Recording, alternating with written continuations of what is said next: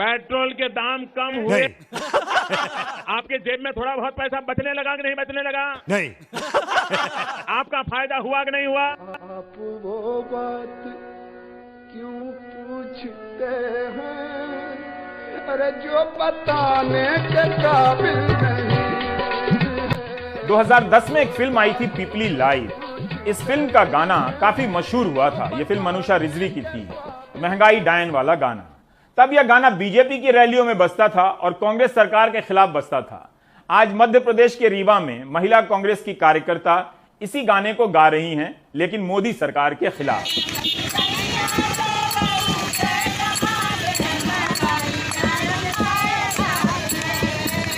नमस्कार, मैं रवीश कुमार। नमस्कार, मैं हूं संदीप चौधरी।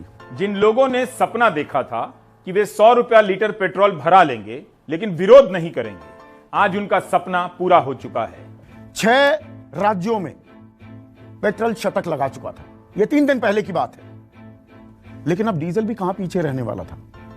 डीजल कह रहा है पेट्रोल इतना विकास कर रहा है तो विकास में मैं पीछे कैसे रह जाऊं। अब डीजल ने भी शतक जड़ दिया है। श्री गंगानगर के केसरी सिंहपुर में जो सामान्य डीजल है वो 100 रुपए छू गया है। पेट्रोल का 106 रुपए लीटर के पार चले जाना तीनों प्रकार से अहम है। ऐतिहासिक भी है, अकल्पनीय भी है, अभूतपूर्व भी है। ऐतिहासिक को लेकर उतनी चिंता नहीं होगी क्योंकि इतिहास का सिलेबस तो चुटकी में चेंज हो जाता है। अगले साल लिख दिया जाएगा कि जब देश में पेट्रोल 5 रुपए लीटर मिल रहा था तब विपक्ष 100 रुपए का बताकर विरोध कर रहा था और देश की तरक्की में रोड़े अटका रहा था। आज देश की जनता ये पूछ रही है कि प्रधानमंत्री ने देश की संसद में आश्वासन दिया था कि 100 दिन में महंगाई को कम करेंगे। फिर बार बार करीबन 17 से 18 बार प्रधानमंत्री के कार्यालय ने और कांग्रेस की सरकार ने पेट्रोल और डीजल के दाम क्यों बढ़ाए? यह सही है कि हम एक संक्रमण काल, एक संकट काल, आफत काल, आपदा काल में हैं। तो इसकी दुहाई दी जाती है कि जी हमारा खर्च बढ़ गया है पर आमदनी कम है और देश का विकास तो करना है। देश का विकास करना है तो पेट्रोल और डीजल की कीमतों में विकास होना तो लाजमी हो जाता है। बस खाली ये बता दें कि जब ये विपक्ष में थे तो क्या इनको इस बात की जानकारी नहीं थी जब ये प्रदर्शन करते थे पेट्रोल डीजल की महंगाई पर? मई से लेकर अभी तक पेट्रोल डीजल के दाम 23 बार बढ़े हैं, तब जाकर पेट्रोल 100 के पार पहुंचा है। ये वाला डेटा तो जरूर ही अकल्पनीय और अभूतपूर्व होगा। सरकार लगातार यह हवाला देती है, यह तर्क देती है कि अंतर्राष्ट्रीय बाजारों के चलते कीमतें तय होती हैं, बाजार तय करता है। लेकिन जब 5 राज्यों में विधानसभा चुनाव हुए, पश्चिम बंगाल, असम, तमिलनाडु, केरला, पुडुचेरी, 64 दिन पेट्रोल डीजल के दामों में कोई इजाफा नहीं हुआ। इजाफे की शुरुआत 2 मई को नतीजे आए, 4 मई से फिर से सरपट विकास करने लगा था पेट्रोल और डीजल। सरकार की आर्थिक नीति पूरी तरह से विफल रही। पहले यह दावा करती रही कि तेल कंपनियों का घाटा बढ़ रहा है। सरकार तेल कंपनियों की फिक्र में दुबली हो रही है और आम आदमी से कोई लेना देना इस सरकार को नहीं। मध्य प्रदेश के बालाघाट के लोग 106 रुपए 25 पैसे प्रति लीटर पेट्रोल भरा रहे हैं। भोपाल और इंदौर के 104 रुपए लीटर दे रहे हैं। तीसरे नंबर पर औरंगाबाद है जहां लोग 103 रुपए लीटर पेट्रोल भरा रहे हैं। चौथे नंबर पर कई शहर हैं जहां 102 रुपए लीटर मिल रहा है। ज्ञात जानकारी के अनुसार देश में सबसे महंगा पेट्रोल खरीदने के लिए बालाघाट, भोपाल और इंदौर के लोगों को विशेष बधाई भेजी जानी चाहिए। ये जनता की मांग पर पेट्रोल, डीजल और गैस के दाम बढ़ाए जा रहे हैं। लंबे समय से लोग इसकी मांग कर रहे थे। बहुत से लोग सोशल मीडिया पर कहते हैं यह देश हित है,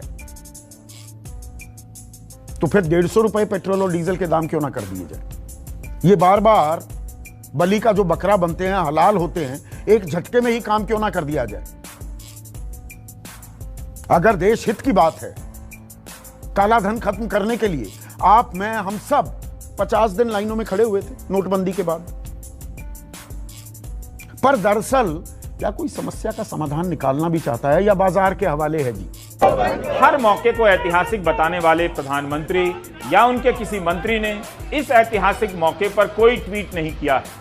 कम से कम 106 रुपए लीटर पेट्रोल भराने के लिए बालाघाट के लोगों को बधाई दे सकते थे, 104 रुपए लीटर भराने के लिए इंदौर के लोगों को बधाई दे सकते थे कि जल्दी आपको 105 रुपए लीटर भराने का मौका मिलेगा।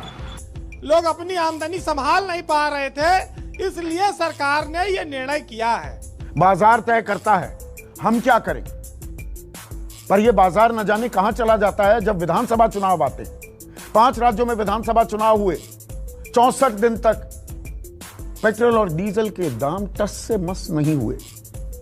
2 मई को नतीजे आते हैं, 4 मई के बाद फिर से अस्तबल से छूट जाते हैं पेट्रोल और डीजल नाम के घोड़े। विपक्ष तो तब से विरोध कर रहा है जब जून 2020 में पेट्रोल 80 रुपए लीटर हो गया था, लेकिन उसके विरोध करने के बाद भी पेट्रोल 20 रुपया और महंगा हो गया। आईटी सेल को एक काम करना चाहिए, पेट्रोल के दाम बढ़ने का दोष विपक्ष पर डाल देना चाहिए कि उसी के विरोध के कारण 100 रुपया लीटर हो गया है। आईटी सेल अगर यह मैसेज हाउसिंग सोसाइटी के व्हाट्सएप ग्रुप में डाल दे तो वहां सारे लोग 150 रुपए लीटर पेट्रोल की मांग करने लग जाएंगे। और बढ़ाओ, ट्राई कीजिए। वैसे विपक्ष के लोग भी ट्राई कर रहे हैं कि किसी तरह जनता को समझा पाएं कि आप महंगाई से परेशान हैं, आपको लूटा जा रहा है। और सरकार एक योजना भी लाने जा रही है, जेब हल्का करो योजना। ये भी इस देश में बहुत जल्दी शुरू होने वाला है, क्योंकि जो लोग इसका विरोध करेंगे वो टुकड़े टुकड़े कहलाएंगे, देशद्रोही कहलाएंगे। इसलिए कहा गया है कि मुंह पे मास्क लगाओ, मुंह बंद रखो। तो नारे तो बड़े बुलंद किए जाते हैं कि बहुत हुई पेट्रोल डीजल की मार, सरकार बदलने की बात होती है, लेकिन सरकार कोई भी हो, पेट्रोल डीजल से राहत हमें नहीं मिल पाती है। 100 रुपए, आसान भाषा में आपको समझाता हूं, 100 रुपए अगर पेट्रोल की कीमत है तो उसमें से 58 रुपए टैक्स में चले जाते हैं। केंद्र सरकार एक्साइज ड्यूटी लगाती है लगभग 32 रुपए, एग्जैक्ट फिगर आपको दे देता हूं, 32 रुपए 90 पैसे पेट्रोल पर एक्साइज ड्यूटी में चला जाता है और डीजल पर 31 रुपए 80 पैसे।